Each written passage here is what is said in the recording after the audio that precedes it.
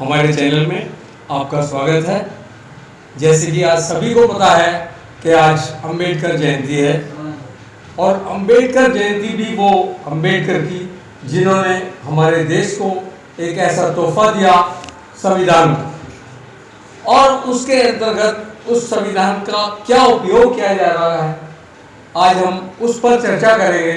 यहाँ पर मौजूद DNS 24 के चीफ एडिटर जनाब नौशाद अंसारी साहब, आपका स्वागत है। आप बहुत बहुत स्वागत। जैसे कि अंबेडकर जी का जयंती है, उसके माध्यम से इनके जो संविधान इन्होंने लागू किया है उसका क्या उपयोग हो रहा है हमारे देश में? देखिए, इसका सरासर दुरुपयोग हो रहा है।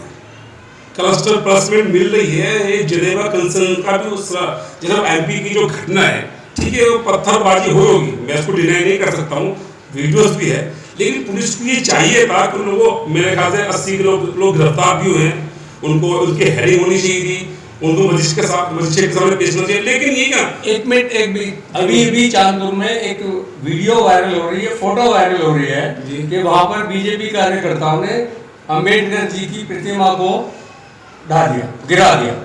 देखो ऐसा क्या हो रहा है? क्या क्या क्या मामला है? नहीं, असल में अंबेडकर जी से यूं चलते हैं कि वो एक दलित समाज से थे, वो एक वर्ग जिसको यानी कि जीने का अधिकार भी नहीं था, इतना सताया गया उन लोगों को। वो एक ऐसे योद्धा थे कि जो अपनी कौम को एक सही रास्ते पे लाना चाहते थे। लगातार उन्होंने लगातार काम किया, उन्हें बहुत सारी दुविधाओं का सामना भी करना पड़ा, लेकिन वो हटे ही नहीं। इसलिए आज वो योद्धा संविधान को बनाया, कुछ चीजों ऐसी बनाई जो लोगों को चिढ़ती है, मतलब उनका अनुरूप नहीं है, इसलिए उनका वो विरोध करते हैं। और संविधान इसलिए लाया गया था जो स्मृति में बहुत सारी चीजें हैं, मनुस्मृति में जो चीजें लाभी, मैं समझता हूँ जैसे कि सती प्रथा भी थी, लेकिन बाद में उसको बदला गया।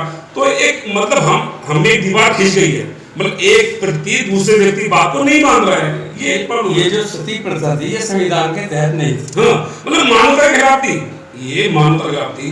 तो धीरे धीरे सुधार हुआ, लोगों ने इसके खिलाफ एक दो आवाज उठाई, फिर और लोग जुड़े, तो ठीक है, लोगों ने सुधार हुआ। लेकिन अब जो फिलहाल हो रहा है, हम मौजूदा जो है, जैसे भी MP घटना मान लो, जो रामनवमी का एक जुलूस था वो निकाला गया, कुछ उसमें जो है पत्थरबाजी की, जो नहीं होना चाहिए था, बिल्कुल सरासर गलत है। लेकिन इसका अर्थ ये भी नहीं है कि जिधर से पत्थर आए उस पर बुलडोजर चला दिया जाए। हमारे देश में एक संविधान है जिसके दो चलते हैं, और खास करके हमारे संविधान की जो अम्बेडकर साहब ने लिखी कि 100 गुनहगार भले बच जाएं, एक बेगुनाह को सजा नहीं होनी चाहिए। ये तो आपने सुना होगा, लॉ में है कि 100 गुनहगार भले छूट जाए, एक बेगुनाह सजा नहीं। लेकिन क्या हुआ, उन सबके बच्चे जो आज रोड पे हैं, और जो वहां के गृह मंत्री हैं MP के नरोत्तम पुरुषोत्तम, उन्होंने परसों ही कहा दिया था कि जिधर से पत्थर आए हैं उन्हें नेस्त नाबूद कर दिया जाएगा। इन्हें वो खुद जज बन के बैठे, गलत है। इतनी सरकारें आई, कभी भी संविधान के बारे में इस तरह की बात नहीं सुनी गई, जो वर्तमान सरकार में सुनी जा रही है, उसमें क्या टिप्पणी करेंगे आप? देखो, एक चीज है, खुला ये है कि एक ऐसा फॉर्मूला BJP पार्टी को मिल गया है जिसे कहते हैं रामबाण, यानी कि बिल्कुल अचूक हथियार। और मैं समझता हूँ उसमें धीरे और पार्टी यानी कि मुसलमानों पर जितना अत्याचार किया जाएगा वो उतना फेमस होगा, वो उसको उतना बड़ा देशभक्त बनेगा। लेकिन मुझे दर्द मुसलमानों का नहीं है, लेकिन दर्द ये है कि जो मेरा देश जो है, जो मेरे देश की छवि है, वो दुनिया में धूमिल हो रही है। लोग सोच रहे हैं, लोग चांद पे जाने की कोशिश कर रहे हैं, लोग कह रहे हैं कि हम नए नए फ्यूचर ला रहे हैं, तो हमें हिंदू मुसलमान लगे पड़े।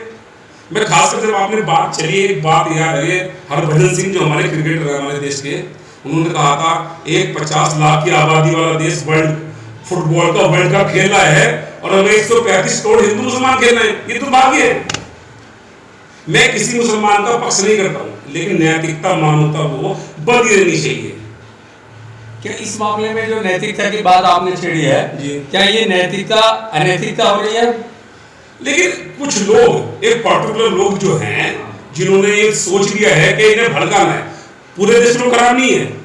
हम बात कर रहे हैं इंसानों की, यानी इंसान के प्रति इंसान को मोहब्बत होनी चाहिए। आखिर ये सरकार किस ओर इस देश को ले जाना चाह रहे हैं। देखो, भले मैं पहली बार आज देश की जब बात है तो डरना नहीं, जो भी हो देखा जाए।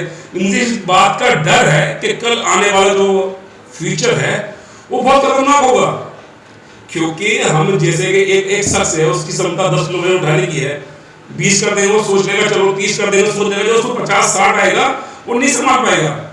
लेकिन जो वायरस जो है, ये वायरस लोगों में जो अंदर भरा जा रहा है, ठूस ठूस के भरा जा रहा है, जब इसका साइड इफेक्ट होंगे ना, तो मुझे डर लगता है साहब को कल हम इस दुनिया में हो या ना हो वो कल की बात है, लेकिन ये बहुत बुरा होगा। संविधान एक ऐसी चीज है जो सभी पर एक समान लागू होनी चाहिए। बिल्कुल। लेकिन क्या ये संविधान सब पे एक साथ हो रहा है? इसके में वजह महाभारत से, जब महाभारत में यानी कि आपस में पांडवों कौरवों में तकरार हुई और उनमें बात बढ़ी, तो ये नहीं कि मात्र एक आदमी की वजह से, दुर्योधन की वजह से लाखों लोग मारे गए। मैं यही समझता हूँ कि सारे पुलिस जो शासन प्रशासन वो गलत है, उनकी भी प्रॉब्लम्स है कि उन्हें नौकरी करनी है, उन्हें करना है। अगर कुछ पुलिस वाले शासन प्रशासन जो अत्याचार करता है वो उनकी मर्जी से नहीं होता है, क्योंकि उनके ऊपर दबाव है, उन्हें नौकरी करनी है। जिसका उदाहरण दे रहा था महाभारत का, एक दुर्योधन की वजह से युद्ध हुआ, लाखों लोग मारे गए। तो मुझे ऐसा लग रहा है कि शायद कुछ लोग इस देश की कब्र को खोद रहे हैं और उसका साइड बहुत गलत होगा, वो कुछ लोग हैं। तो मैं उन सब लोगों से ये कहना चाहता हूँ कि अभी भी सोचना होगा। देखिए, इंसान बुरा होता है, किसी का धर्म तो बुरा नहीं होता है। अभी मैं आपके सामने बैठा हूँ, एक तिलक लगा लूँ, गमछा डाल लूँ, उससे हिंदू बन गया। आपने अभी भी महाभारत की बात बताई जी। महाभारत में श्री कृष्ण जी ने अर्जुन को क्या उपदेश दिया था? उपदेश यही, नैतिकता, मानवता, ये कहा अर्जुन जी ने। क्योंकि एक उधर लड़ाई में दोनों परिवार एक ही थे। बात परिवार की नहीं, मैं एज ए मुस्लिम अपनी बात करूं तो मेरे नबी जो प्रोफेसर उनका ये कहना है कि चाहे तुम्हारा भाई क्यों ना हो। मैं इसको उदाहरण मुस्लिम कम्युनिटी से देता हूं। जब ये इस्लाम फैल रहा था तो बाप ने इस्लाम को कबूल कर लिया, नहीं सॉरी, बेटे ने इस्लाम को कबूल कर लिया, बाप ने नहीं किया, आमना सामना जंग हो गया। तो सबसे पहला नेजा उसने अपने बाप को मारा। क्यों? कल ये ना हो कि मैंने अपने बाप का पक्ष किया। तो श्री कृष्ण जब उन्होंने कहा अर्जुन ने हथियार उठाए, श्री कृष्ण दुविधा में थे कि वो तो मेरे भाई है, है ना, परिवार था। लेकिन श्री कृष्ण ने कहा कि है अर्जुन, ये सत्य की बात है, ये धर्म की बात है, सत्य की, ये अब बाप बेटे की बात नहीं रही, अब ये भाई भाई की बात नहीं रही, धर्म युद्ध। हाँ, धर्म युद्ध है। और तुम सच्चाई कहो, ये मत सोचो कि तुम्हारा भाई है, कुल गुरु नहीं। और जबकि गंगापुत्र भीष्म जो इतने ताकतवर थे, उन सबके जो के गुरु भी थे, राजगुरु थे, लेकिन उन्होंने मजबूरी में, अब जब आपकी पूरी बात समझा दूं, उन द्रोणाचार्य, कृष्णाचार्य, गंगापुत्र भीष्म, उनको पांडवों के खिलाफ युद्ध लड़ना पड़ा। क्यों? क्योंकि वे सत्ता में थे, वो नौकरी करते थे, दरबारी थे। तो यही तो मैं बताना चाह रहा हूं कि जो लोग शासन प्रशासन है, जो इतनी खतरनाक कार्रवाई वो कर रहे हैं, जैसे आप देखो मेरे पास कोई लोगों ने पत्थर मारे, उनके परिवार में छोटे छोटे बच्चे भी, ईद का त्योहार, रमजान है, छोटे छोटे बच्चे हैं, बीवी है, माँ है, बाप है, उनकी तो गलती नहीं। अब उनका घर तोड़ दिया गया, वो तो सारे रोड पे आ गए। अगर सजा देनी थी तो उन लोगों को देनी थी, और वो भी कब? हमारा देश का संविधान ये कहता है जब तक आरोप सिद्ध ना हो जाए वो आरोप है ही नहीं। जब आप महाभारत की बात है, महाभारत में लास्ट में पितामह को सैया पर लिटाया गया। उसका अंत सिर्फ ये था, नीचे तीर की एक वो बनी हुई थी, उस पर लिटाया गया था पितामह। अर्जुन के तीरों से ही वो घायल हुए थे, सैया उसको लिटा गया पितामह जी। तो उन्होंने क्या उपदेश दिया था पितामह ने? उपदेश यही है जो, अच्छा मेरी बात सुनो, सारे जो जितने भी धर्म हैं उनके जितने भी अवतार है वो मनुष्य के रूप में आए हैं। जितने भी अवतार हैं, वो चाहे किसी भी धर्म के हो, मुस्लिम, हिंदू और भी कम्युनिटीज के जितने भी उनके अवतार आए हैं, मैं आपको सब बताना चाहूँ, वो इंसान के रूप में है। तो सबका उपदेश यही रहा है, सत्यता, मानवता, नैतिकता। और जब धर्म युद्ध हुआ ना, अर्जुन से कृष्ण भगवान ने कहा कि नहीं लड़ो तुम, ये चाहे तुम्हारे भाई नहीं बचे। अगर ये नैतिकता, मानवता इनमें बची भी होती, ये इंसान होते, धर्मवर होते, तो युद्ध नहीं होता। तो जो शासन प्रशासन लोग आज जो खतरनाक कार्य कर रहे हैं, लोग घरों को तोड़ रहे हैं, वो उनकी मजबूरी है। इसलिए वो गंगा पुत्र भीष्म की तरह है वो, कि उनको तोड़ना उनकी मजबूरी है। इस वक्त मेरे अंदाजे में जी बोलिए। जो हमारी सरकार जिस रूप को धारण कर रही है, क्या वो महाभारत का रूप है? हाँ, मैंने भी क्या कहा कि जो फ्यूचर में जो एक लास्ट सवाल है, मैं वही कहना चाहूंगा साहब कि अभी जो धीरे धीरे जब वायरस बढ़ जाता है, लेकिन जब एक ज्वालामुखी होता है वो उबलता रहता है, लेकिन जब फटता है ना तो पूरे एरिया को ले डूबता है, वो आसपास का जो एरिया होता है वो सबको खत्म कर देता है। तो ये ज्वालामुखी की तरह लोगों में वायरस भरा जा रहा है, और जो शासन प्रशासन में फिर से कहा कि जो कार्रवाई कर रही है ना, वो उनकी मजबूरी है।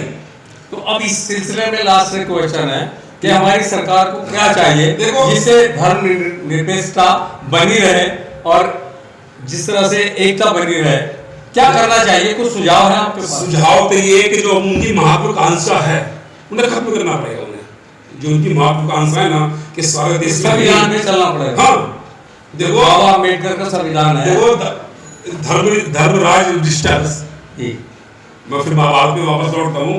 एक ही मतलब अपराध में 3 लोग थे, एक वैश्य, एक शूद्र और एक क्षत्रिय। जब उनको जब दो साबित हो गया तो धर्मराज से कहा गया फैसला सुनाइए। युधिष्ठिर जो धर्मराज थे तो शूद्र को मिली 6 साल की सजा, वैश्य को 12 साल की सजा और क्षत्रिय को 18 साल की सजा।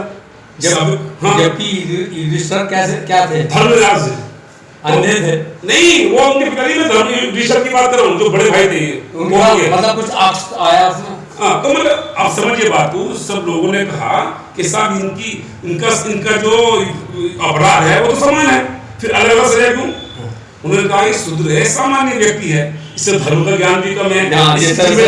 हम उस मुद्दे पे चले थे, एकता होनी चाहिए, हाँ, मतलब सब धर्मों की। हाँ, और फिर 12 वैश्य की, उन्होंने कहा ये तो धंधा करता है, इसकी समाज में ज्यादा जिम्मेदारी है। इसे बोलिए क्षत्रिय कि इसकी जिम्मेदारी रक्षा करनी है पूरे समाज की। अगर रक्षक भी भक्षक बनता है तो ये दुर्भाग्यपूर्ण है। तो सभी से हाथ जोड़ के विनती करता हूँ, उन लोगों से भी, सरकार से भी, आप भूखे नहीं मरेंगे, अपनी महत्वाकांक्षा को मानिए और देश सर्वोपरि है और रहेगा। आज हर मोदी जी रहे, मैं रहूं, लेकिन देश कल भी था, आज भी है और कल भी रहेगा। आप देख रहे हैं हमारे चैनल को और देखते रहें, क्योंकि हमारा उद्देश्य, फिर एक बार बता दें, हमारा उद्देश्य सिर्फ खबरें दिखाना नहीं, हमारा उद्देश्य है खबरों के माध्यम से सच्चाई आप तक पहुंचाना। देखते रहें हमारा चैनल। धन्यवाद। हमारे चैनल में आपका स्वागत है। कृपया लाइक व सब्सक्राइब